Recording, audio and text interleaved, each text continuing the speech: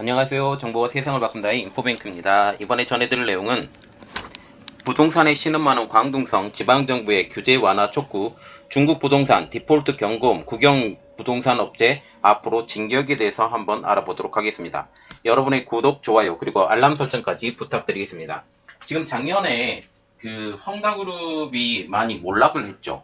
헝다그룹이 몰락하면서 부동산 업체가 전체적으로 몰락하고 있는데, 지금 전체적으로 보면 작년에 공동부유를 주창을 했죠. 공동부유를 주창을 하면서 함께 잘 살자라고 얘기를 했는데, 이 실체가 지금 드러나고 있습니다. 어떤 실체가 드러났냐면, 전체적인 그림으로 보면 국영 부동산 업체들이 지금 선전을 한다, 앞으로 나서게 된다 라고 그렇게 보여지게 되는 거죠. 그런데 지금 개인 사유부동산 업체들은 지금 죽을 쓰고 있는 상황이 지금 보여지는 것입니다. 물론 헝다그룹이 디폴트에서 벗어났어요. 많이 벗어난 상황이고 이미 6개월 동안 유예기간을 받았지만, 전체적인 그림을 볼 때 그 디폴트를 벗어나게 하고 이러한 것들, 그리고 상하이방이 가장 힘을 쏟고 있는 곳이 지금 상하이, 그리고 광동성 이렇게 되고 있는데, 광동성의 이미지를 완전히 죽여버리게 된 거죠. 이러한 여러 가지들을 지금 볼 때 많이 어렵다라고 얘기를 하고 있는 거죠. 지금 광동성에서 아우성을 치고 있는 상황, 이러한 상황과 여러 가지를 비교해서 이야기를 한번 해보도록 하겠습니다. 이야기를 시작을 해볼게요. 지금 홍콩과 인접하며 선정과 광저우가 있는 중국에서 가장 부유한 성, 이 광둥성의 부동산 업계가 앓는 소리를 내고 있습니다. 특히 헝다 본사는 선전시에서 광저우로 옮긴 상황이 될 정도로 지금 헝다그룹의 상황이 많이 힘들다라는 이야기가 나오고 있죠. 광둥성 부동산 개발업체 85기가 가입한 광둥성 부동산 협회는 최근 광둥성 정부에 보낸 서한에서 심각한 자금난을 호소하고 있습니다. 지금 광둥성이 많이 타깃이되고 있는데, 이 광둥성이라는 곳이 지금 상하이방의 주력, 상하이방의 주력은 가장 큰 곳은 상하이, 그리고 두 번째는 광둥성인데, 지금 상하이도 많이 어그러져 가고 있죠. 그리고 이 광둥성도 지금 많이 어그러져 가고 있어요. 그래서 중국에서 제일 잘 살고 있는 곳 두 곳을 꼽아봐라 라고 말을 하면, 첫 번째로 보는 것은 상하이, 두 번째로 보는 것은 광둥성입니다. 이 협회는 업체들은 주요 주택 판매 가격을 낮춰서라도 자금난을 해소를 하려고 했지만, 지금 지방정부가 가격 인하를 금지를 했기 때문에 어려움이 가중됐다라고 하면서 대책 마련을 요청을 하고 있죠. 광둥성 정부와 같은 경우는 가이드라인을 설정을 했어요. 가이드라인을 설정을 하면서 만약 지금 주택 가격을 낮추게 되면 주변 주택 가격까지 낮아질 위험이 있다라는 그런 이야기 때문에 이 가이드라인을 정해놓고 이렇게 하고 있는데, 실질적으로 이들은, 부동산 업체들은 하루라도 빨리 이것을 털고 넘어가야 되는데, 많이 판매를 하고 넘어가야 되는데, 이것까지 완전히 원천봉쇄한 상황을 보게 되는 거죠. 상황은 지금 광저우만 나쁜 것이 아닙니다. 중국 부동산 업계 전반에 나쁜 상황이 끼치게 된 것이죠. 올 여름에만 중국 부동산 업체가 갚아야 된 회사채 만기 규모가 55조 원어치에 달하는 것으로 잠정 집계가 되고 있습니다. 코로나19 확산세가 여전한 가운데 주택 수요는 좀처럼 부진하고 부동산 업계의 돈줄도 말라서 부동산 기업의 디폴트, 채무 불이행이 이어질 수 있다는 경고음까지 나서고 있는 것이죠. 또한 이번 부동산 사태를 거치면서 국영 부동산 업체가 앞으로 진격하고 있다는 것도 우리가 눈여겨봐야 될 입장입니다. 그래서 개인 업체들이 몰락하고 국영 업체가 튀어오른다. 그래서 중국 부동산의 전반적인 기류는 국영 업체만 살아남는, 그리고 개인 업체들은 몰락하는 이러한 상황을 볼 수 있다는 사실이죠.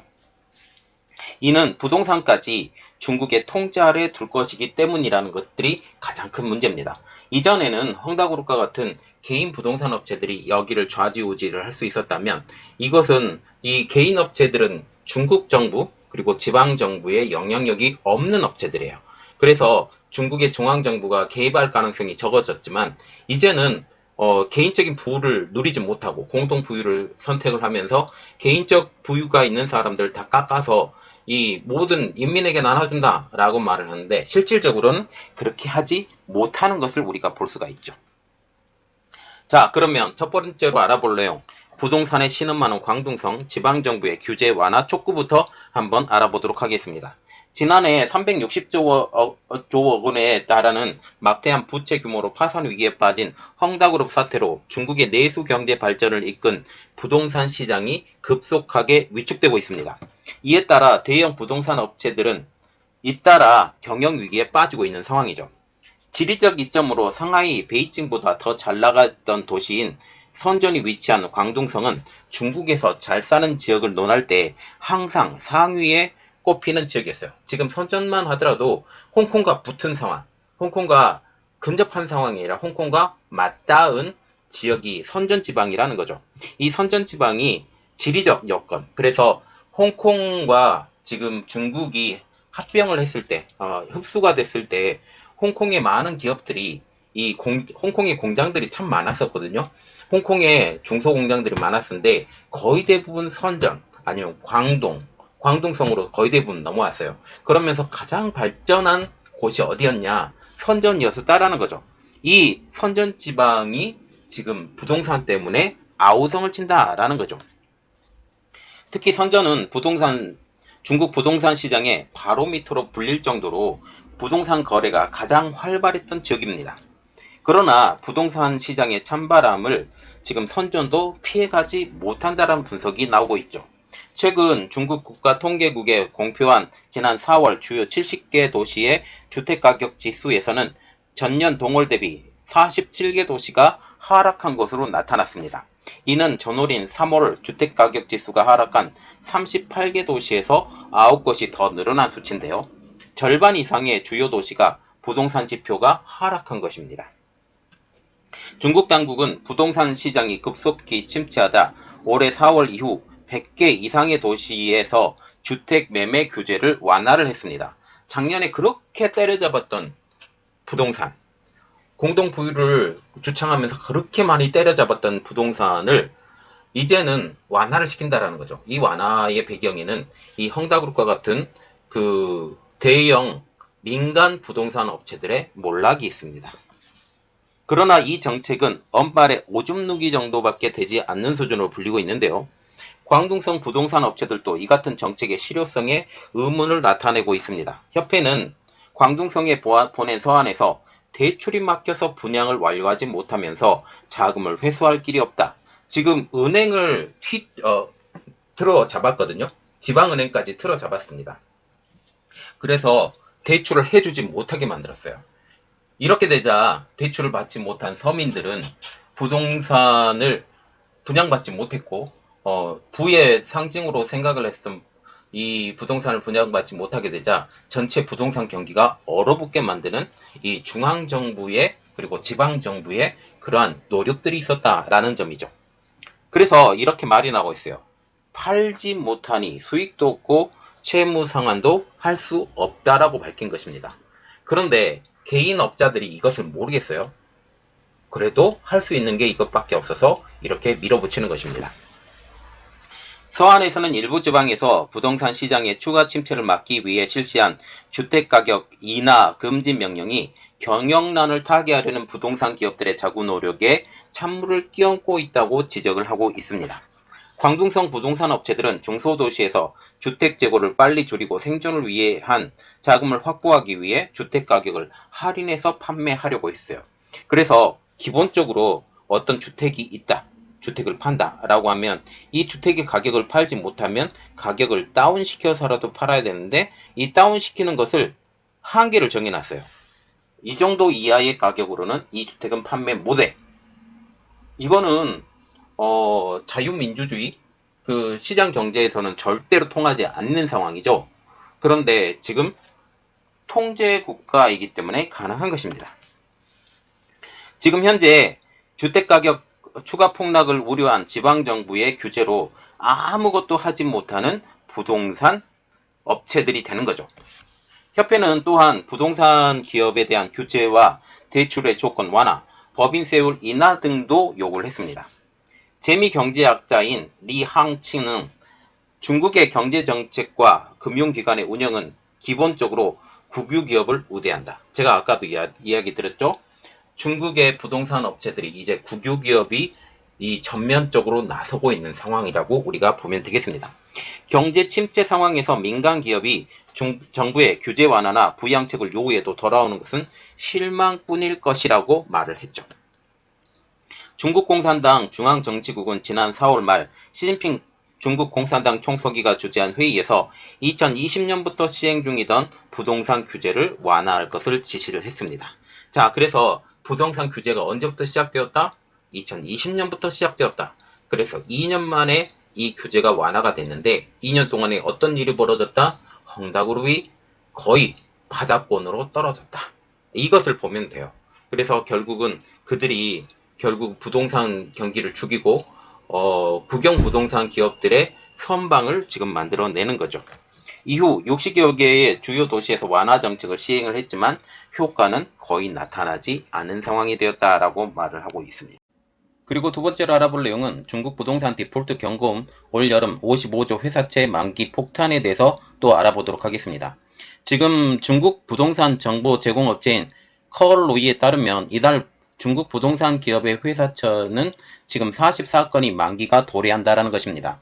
모두 합치면 639억 위안, 한국 돈으로 약 12조 2천억 원어치로 전달 대비 68.6%가 늘어난 수치라는 거죠. 우리가 여기서 봐야 될 것은 계속적으로 이 부동산의 기업체가 늘어나고 있다라고 보고 있죠. 늘어나면서 지금 현재 중국의 부동산 상황은 그렇게 녹록지 않다라는 것을 우리가 알 수가 있게 되는 거죠. 이중 지금 중국 부동산 기업 실리홀딩스는 얼마 전 선순위 어음 이자를 상환하지 못해서 이미 디폴트된 상황입니다. 자, 그래서 지금 하나하나가 지금 디폴트가 되어서 중국 부동산 기업들이 하나하나 쓰러져 가고 있다라는 거죠. 6월 부동산 기업의 채권 만기 물량은 지금 현재 빙산의 일각이라는 의견이 대부분이라는 사실이죠. 중국 지수연구원에 따르면 7, 8월 중국 부동산 업계에 만기하는 회사채는 각각 1214억 8천만 그리고 1011억 7천만 위안에 달한다는 거죠. 그래서 7월, 8월만 합치더라도 지금 보시면 2230억 위안이 지금 만기가 도래한다라고 보는 거죠. 지금 현재 이 만기가 도래하는 회사채를 모두 다 갚을 능력이 되나요? 갚을 능력이 되지 않더라도 재설정을 해야 되는데 재설정을 하려고 하면 또 다른 그 담보가 필요하든지 여러 가지 조건이 필요한데 이 회사채를 다시 재설정을 하는 게 그렇게 쉬울 것 같지 않다라는 게 함정입니다. 또 올 한 해 부동산 업계에 만기 도래하는 회사채 물량은 9,500억 위안, 그래서 한국 돈으로 182조 4천억 원어치 중 3분의 1이 지금 6월에서 8월에 집중되고 있습니다. 엔외지인 중국 이지 부동산 연구원 연구총감은 증권일보에서 적지 않은 부동산 기업들이 현재 채권자와 만기를 조금이라도 늦추기 위해 협상 중이지만 효과는 크지 않다. 자, 지금 보시면 부동산 기업들이 이 만기를 재설정을 하려고 늦추기 위해서 협상을 하고 있지만 지금 효과는 크지 않다라고 우려를 한다라는 거죠. 지금 실제로 최근 중국 부동산 업계는 돈줄이 말라서 채권을 새로 발행해 기존 채권의 원리금을 상환하는, 그래서 제가 아까 계속 말씀드렸죠. 채권을 다시 재설정하는, 돌려막기도 힘들어졌다라는 그런 내용이죠. 이만큼 중국의 부동산 기업들의 돌려막기까지 안 될 정도로 은행들이 여기 중국의 부동산 업체들을 봐주지 않는 상황을 보게 되는 것입니다. 이것이 전체적으로 중국의 공동부유를 선언을 하고 여러 가지 조건들이 있고 지금 중국의 부동산 업계를 지금 억눌렀던 시기가 2020년부터 시작되었다. 이렇게 보시면 돼요. 2020년 이때부터 시작되어서 이때 바로 보면 코로나19 상황과 맞물려져 있죠. 지난해 부동산 재벌인 헝다이의 디폴트 사태로 중국 부동산 기업의 역계 채권 시장은 현재 얼어붙은 상황. 올 들어 5월까지 중국 부동산 기업의 역계 채권 발행 건수는 사실상 제로. 그래서 지금 채권 자체가 아예 발행이 안 된다라고 보시면 됩니다. 중국 부동산 규제 정책에 따라서 역내 채권 발행도 부진해요. 그래서 역외도 안 되고 역내도 안 되고 이 두 가지가 다 안 되기 때문에 동반몰락이 지금 된다라는 사실이죠. 중국 지수연구원에 따르면 1월에서 5월까지 중국 부동산 기업의 회사채 발행액은 3,344억 7천만 위안으로 전년 동기 대비 지금 30%나 줄었습니다. 그래서 회사채를 발행을 하는 게 정말 중요한 게 뭐냐면 지금 비슷한 수준으로 가야 돼요. 왜냐하면 이 회사채가 줄었다라고 하는 것은 회사채 발행이 줄었고 여기에 이 회사채를 갚을 능력이 되는 회사들도 있지만 회사채를 갚지 못한 능력의 회사들이 많이 부도로 간다라는 것을 우리가 눈여겨볼 수 있다는 거죠. 부도. 지금 현재 엔외진 연구총감은 현재 그 부동산 기업의 채권 발행 상황을 볼 때 회사채 상환 압박을 해소하기에는 역부족. 그래서 이 회사채 상환 압박을 해소가 못하면 전부 다 부도. 예, 부도. 중국 부동산 업체 전체가 부도.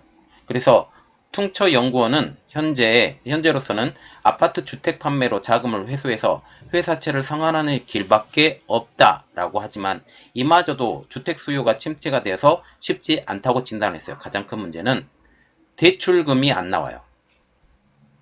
대출금을 아예 틀어쥐었죠. 대출금이 안 나오게 하면서 헝다그룹을 망하게 했던 그런 정책들을 계속 취해서 헝다그룹을 망했던 이런 정책을 계속 취하고 있기 때문에 안 된다라고 보는 거죠.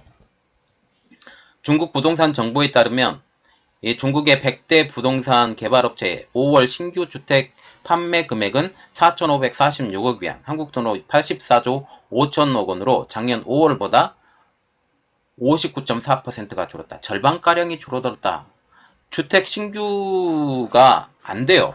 주택 신규가 아예 안 되기 때문에 중국에서 가장 돈이 많이 돌아가는 것이 어디냐?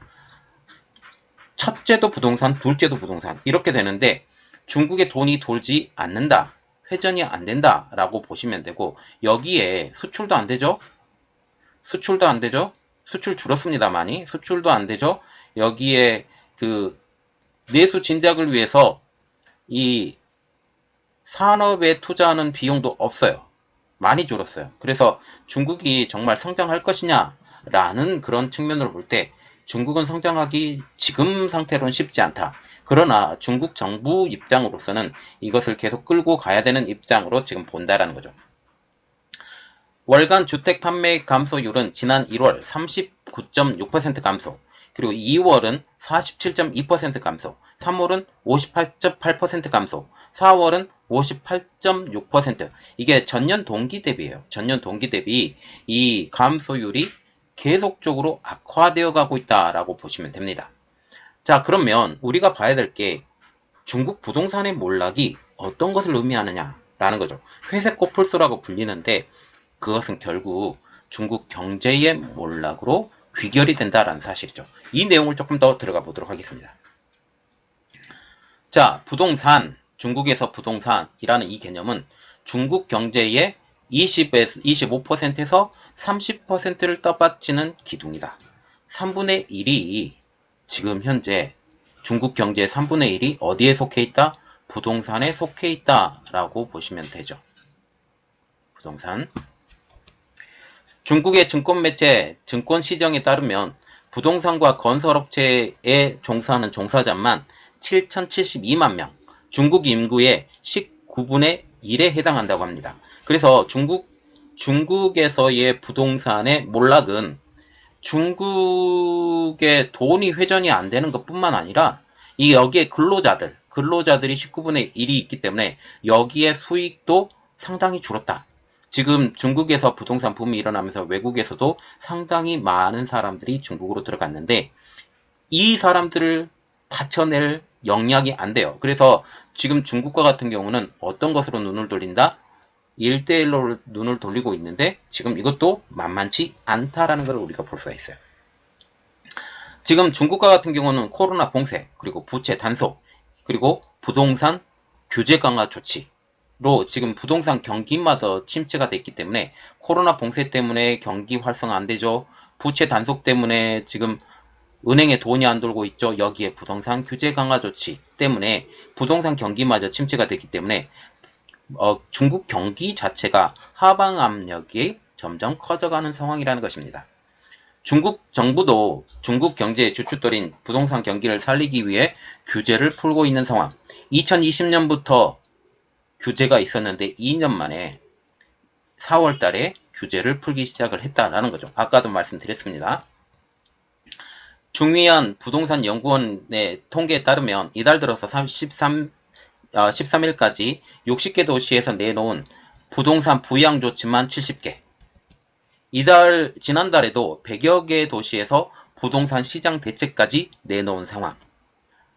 여기에는 부동산 담보대출 금리 인하, 그리고 주택 구매 제한령 완화, 보조금 지급, 대출 환대 확대, 이것이 대표적이라는 거죠. 최근 부동산 부양기조 속에 민영 부동산 기업의 채권 발행에도 차츰차츰 숨통이 트이는 상황입니다. 자, 중국에서 이 채권까지 발행이 숨통이 트이는 것은 헝다그룹을 이제 완전히 중국 정부 소유로 만들었다라는 이 배경 때문이에요. 지난달 중국 당국이 일부 재정 상태가 양호한 민간 부동산 기업에 대해서 시범적으로 역내 위안화 채권 발행을 허용을 했습니다. 여기 첫 번째 시범 대상이 비자위안, 그리고 룽구, 메이지의 이 세 회사가 첫 번째 시범 대상이 되죠. 다만 부동산 경기 불씨를 되살린 데는 시간이 비교적 오래 걸리기 때문에 하반기가 되어야 이 부동산 부양책 효과가 나타날 것으로 보고 있어요. 그리고 우리가 눈여겨봐야 될 것은 이 부동산 경기 침체 속에서 부동산 기업의 매출 순위에도 변동이 일어났는데요. 통계에 따르면 올해 1월에서 5월까지 부동산 기업의 매출 탑3는 비자위안이 2,012억 위안, 완커가 1,681억 위안, 바오리가 지금 1,592억 위안입니다. 특히 국유 부동산 기업인 바오리가 매출 3위에 이름을 올렸죠. 이것은 2012년 이후 약 10년 만에 국유 부동산 업체가 지금 3위에 이름을 올린 것입니다. 그전에는 전부 다 민영 부동산 업체들이 1, 2, 3위 대부분 이렇게 차지했다는 거죠. 중국의 부동산 재벌인 헝다와 룽창이 모두 디폴트 위기로 순위권 밖으로 모두 밀린 데 따른 결과라고 지금 알려지고 있습니다. 중국의 광다증권은 그동안 중국에서 준금융권 성격을 띠었던 부동산 산업이 이 준제조업 성격을 띠기 시작했다라고 하면서 부동산 업계가 고레버리지로 돈을 벌던 시대가 이제 막을 내렸다. 그래서 지금 고액의 이득을 얻었던 이 부동산이 이제 막을 내린 것을 지금 보고 있죠. 그러면서 이제는 비용 통제 능력, 자금 회수 능력이 부동산 기업의 핵심 경쟁력이 되었다라고 하면서 이 자금을 통제할 수 있는 능력, 이 자금을 회수할 수 있는 능력, 이러한 것들이 부동산 기업의 핵심 경쟁력이 됐다. 그전에는 만들어 놓기만 하면 다 팔렸거든요. 그래서 유령 도시가 생겼다라고 말할 정도로 무조건 투자했던 이런 중국의 부동산 정책이 이제는 그 막을 내렸다라고 말을 하면서 국유 부동산 기업인 바오리가 향후 시장의 점유율을 더 확대해 나갈 것이다. 자, 지금 이것이 의미하는 바가 상당히 큰데 이제 전체적으로 국유 부동산 업체의 약진이 이제 드러날 것이다 라는 그런 이야기죠. 자, 지금 보시면 중국은 부동산이 완전히 망했습니다. 망했다고 볼 수가 있어요.